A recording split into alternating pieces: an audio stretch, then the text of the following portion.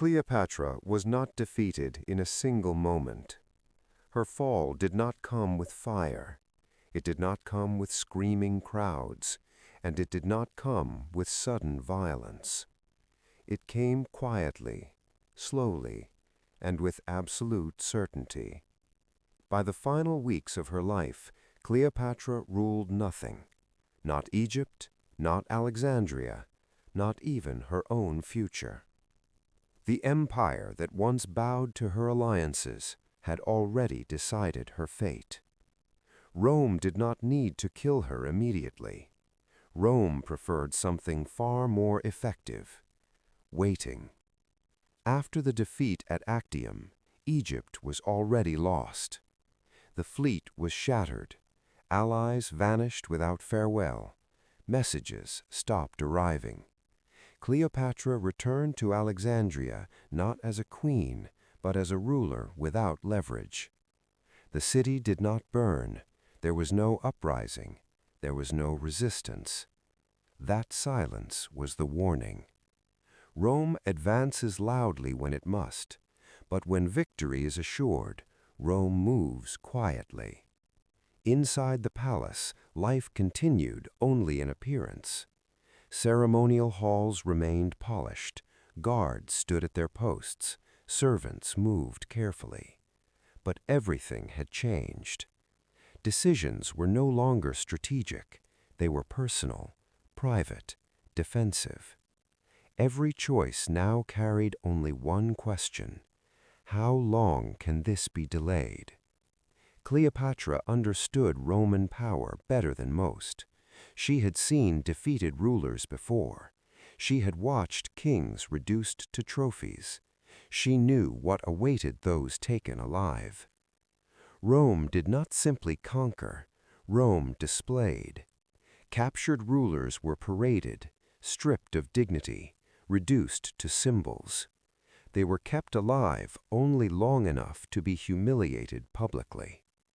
Cleopatra knew this history well. Roman victory did not require destruction of Alexandria.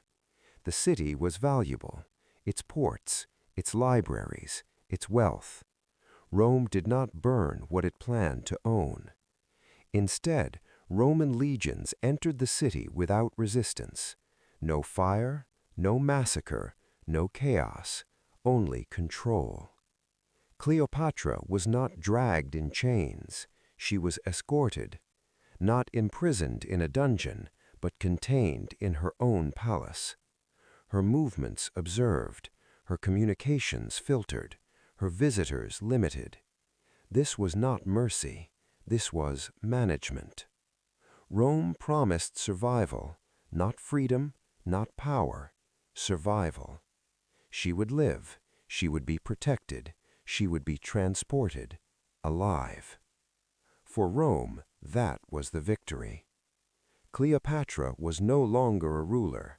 She was an asset, a symbol, a living object to be displayed later on Roman streets.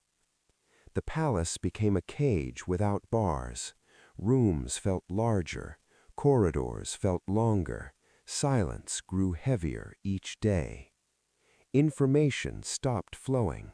No reports, no negotiations, no news from beyond the walls, only waiting. Fear did not arrive suddenly. It accumulated. Every sound echoed too loudly. Every footstep felt monitored. Every conversation felt incomplete. Even loyalty became uncertain. Attendants obeyed, but no longer reassured. Guards stood firm, but their allegiance was no longer hers. Cleopatra began to prepare privately, not for escape, not for negotiation, for control. She ordered the construction of a sealed structure, a fortified chamber, stone walls, hidden entrances. Supplies were stored, food, scrolls, provisions, not for comfort, for certainty. Rome believed time favored them. They assumed fear would break her, that delay would weaken resolve. But Cleopatra was not afraid of death. She was afraid of being displayed alive. She understood something Rome underestimated. A queen does not need armies to make a final decision. She only needs certainty. When news arrived of Antony's death, it did not bring grief, it brought clarity. Antony's end was chaotic, confused, uncontrolled. That would not be hers. Cleopatra's final days were calm. No public outbursts, no dramatic defiance, no speeches, only quiet preparation. Roman officials continued their assurances. She would be treated with respect, she would live comfortably, she would be honored. Cleopatra listened and understood every word meant delay. Survival under Roman terms meant transportation. Transportation meant parade. Parade meant humiliation. There would be no chains in Egypt, but there would be chains in Rome. Invisible ones, polished ones, public ones. Cleopatra chose silence. Her final act was not dramatic. No struggle, no chaos, no spectacle. It was controlled, deliberate, private. Rome arrived too late. The chamber was sealed, the queen was gone. No parade, no trophy, no living symbol to display. Octavian won Egypt, but he lost the image he wanted most. Cleopatra denied Rome its final victory, not by fighting, not by fleeing, but by choosing disappearance over display. History later softened her ending, romanticized it, beautified it, but the truth is darker. Her final days were not tragic because she died. They were horrific because she lived long enough to understand exactly what Rome planned to do with her. She did not die for love. She did not die in passion. She died to remain unseen.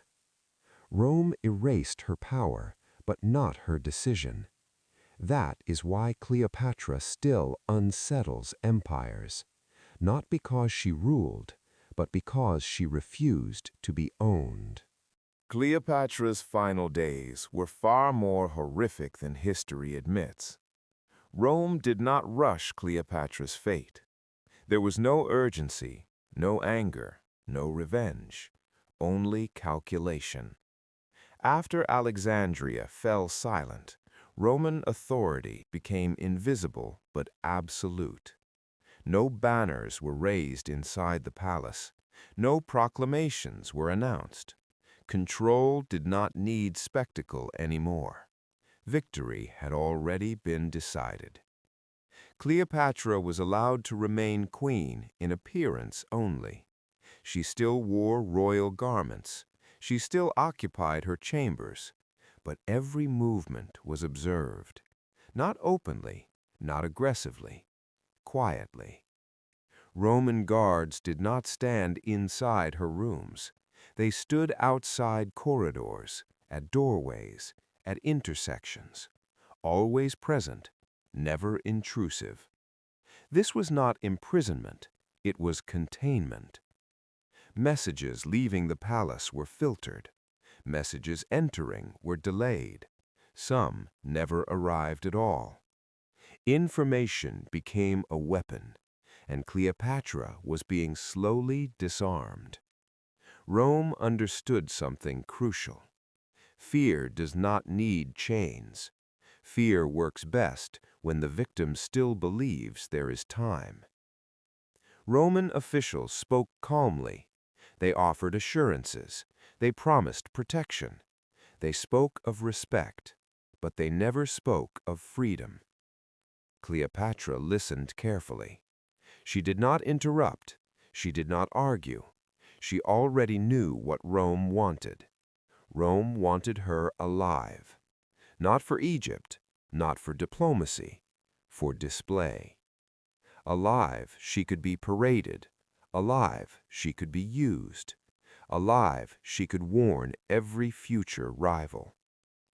Cleopatra had seen this before. She had seen defeated kings marched through Rome, crowds cheering, chains polished, dignity erased. She understood that Rome did not humiliate out of cruelty. Rome humiliated to teach. Inside the palace, Cleopatra's world grew smaller. Visitors became fewer. Rooms felt emptier. Silence became constant. Even servants began to change. They still bowed, they still obeyed, but their loyalty felt distant, measured, cautious. No one wanted to stand too close to a losing ruler, especially not one Rome intended to claim. Cleopatra withdrew further from public life. Ceremonies stopped. Audiences ended. Curtains closed. Distance became protection. But protection from what? Not death. From humiliation. Cleopatra began preparing in secret. Not escape routes, not military resistance. Preparation for certainty. She ordered a structure built, sealed, fortified. Not a tomb, a final chamber. Supplies were moved quietly. Food, scrolls, provisions. This was not desperation. It was control. Rome continued to wait. They believed time weakened resolve. They believed fear would eventually force compliance. They underestimated Cleopatra's understanding of Roman victory. She knew there would be no negotiation, only delay. Delay until transport, transport until parade. Her final days were not filled with panic, they were filled with clarity. Every sound mattered, every footstep echoed, but nothing surprised her anymore. She had already chosen the only outcome Rome could not control. By the time Roman officials realized their leverage was slipping, the decision had already been made. Cleopatra would not be taken. She would not be displayed. She would not become Rome's lesson. The empire would take Egypt, but it would not take her ending. By this point, Cleopatra understood something crucial. Rome did not want her dead. Rome wanted her alive. Alive, but not free. For Rome, Cleopatra was no longer a ruler. She was a symbol, a living trophy that could be displayed in triumph. History often describes Roman conquest as fire and destruction, but Alexandria did not burn. The city was taken intact.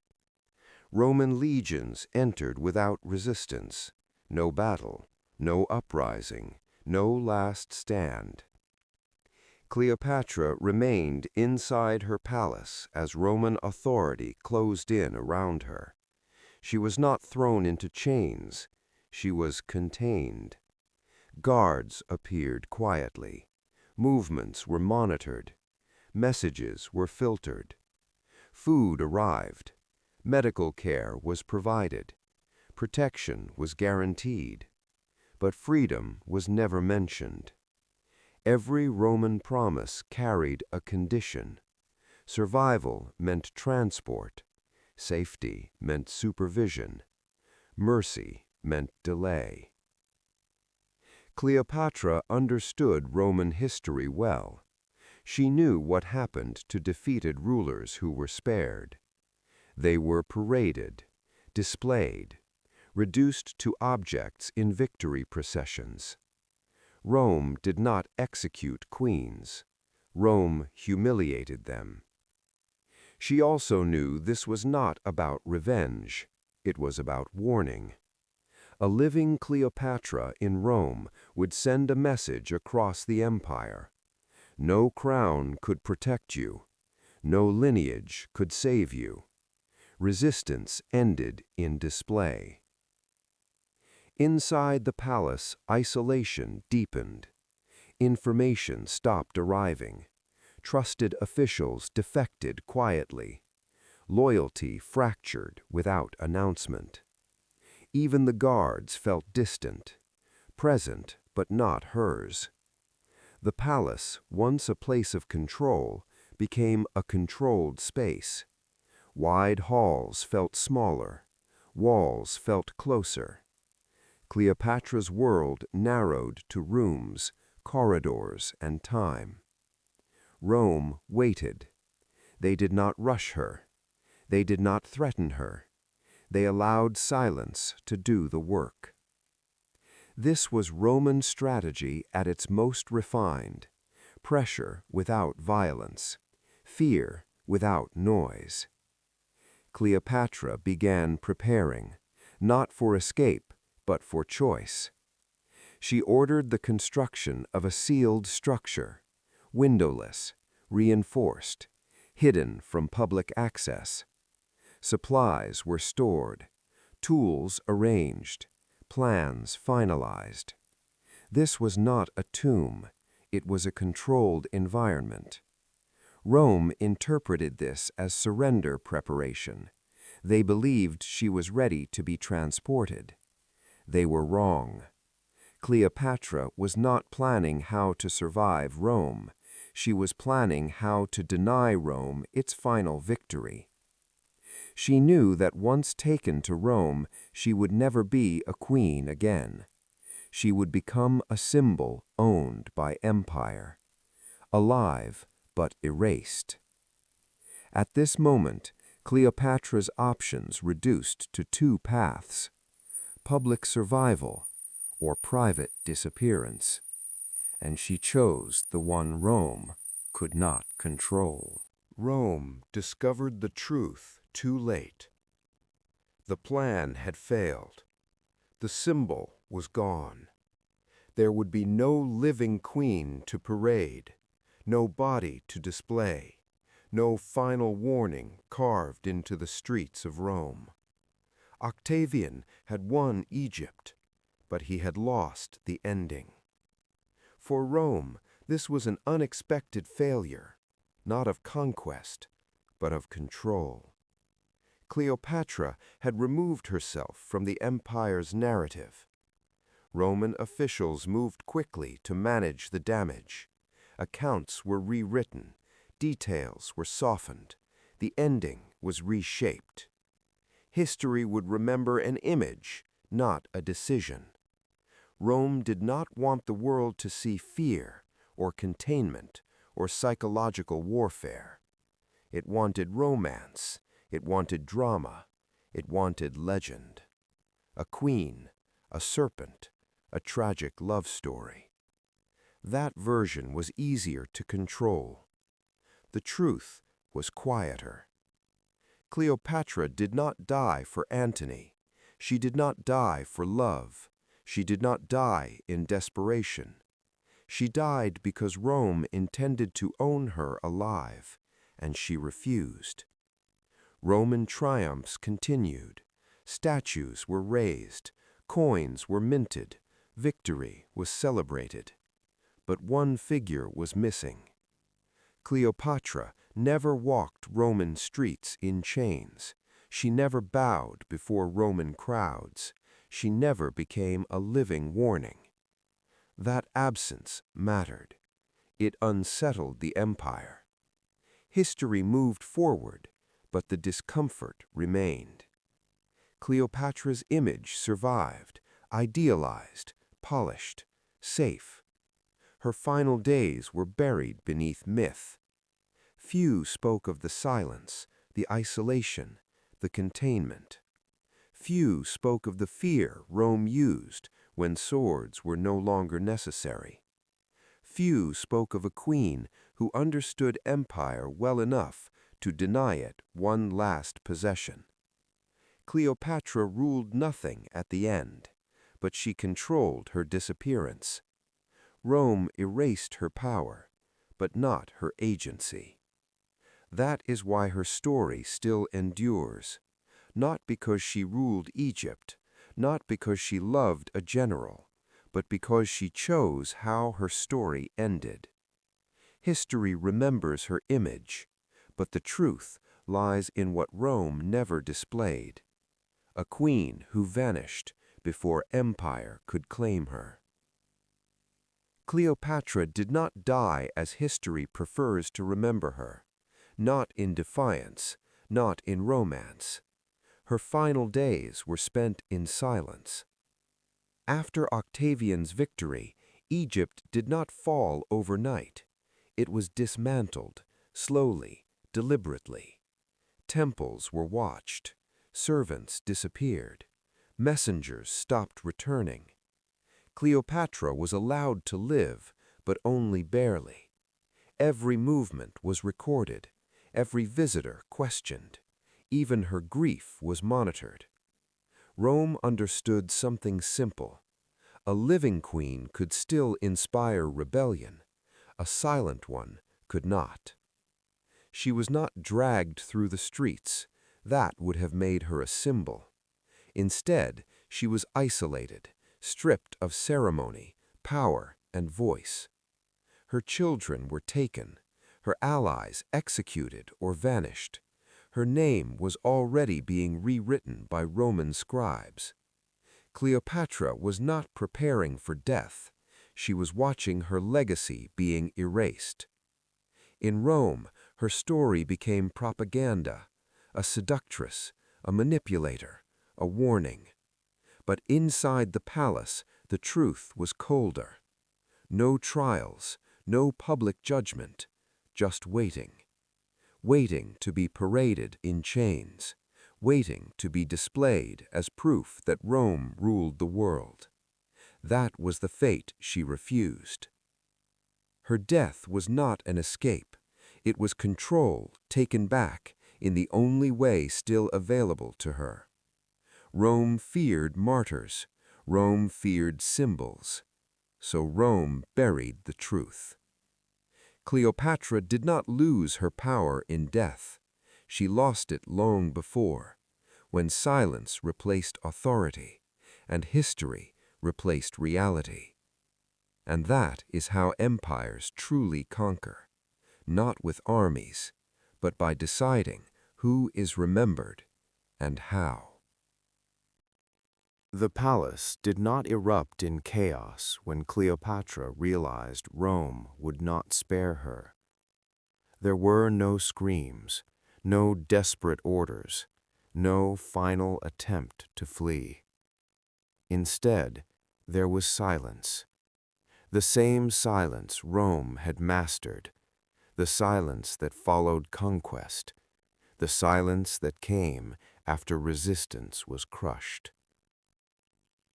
Cleopatra understood something most rulers did not. Rome did not need to kill her immediately. It needed her alive, broken, paraded, displayed. Octavian wanted her walking behind his triumphal chariot, a living symbol of Egypt's defeat, a queen reduced to proof. Cleopatra knew what happened to defeated enemies who were kept alive. Chains, cages, crowds cheering as dignity was stripped away piece by piece. She had studied Roman victories closely. She had seen what Rome did to kings, and she knew what awaited her. Inside the sealed rooms of the palace, Cleopatra withdrew from the world. Servants were dismissed. Doors were barred. Only a few trusted attendants remained. Outside, Roman guards watched closely, not to protect her, to make sure she did not escape Rome's plans. Cleopatra's final days were not dramatic. They were slow, measured. Every movement observed, every message intercepted. Rome allowed her comfort, but not freedom. Food, linens, servants, but no control over her fate. The illusion of mercy was part of the punishment. Octavian wanted her calm. He wanted her obedient. A cooperative prisoner was more valuable than a dead one. Cleopatra fell ill during this time. Whether from despair, fasting, or deliberate neglect, Roman records do not agree. What they do agree on is that she weakened rapidly. Her body failed as her options vanished. Yet even in decline, Cleopatra retained one final power: choice. Roman guards were trained to prevent escape, not defiance. They underestimated her resolve. Ancient accounts describe careful preparation, hidden messages, objects smuggled in beneath baskets of figs. Not chaos, precision.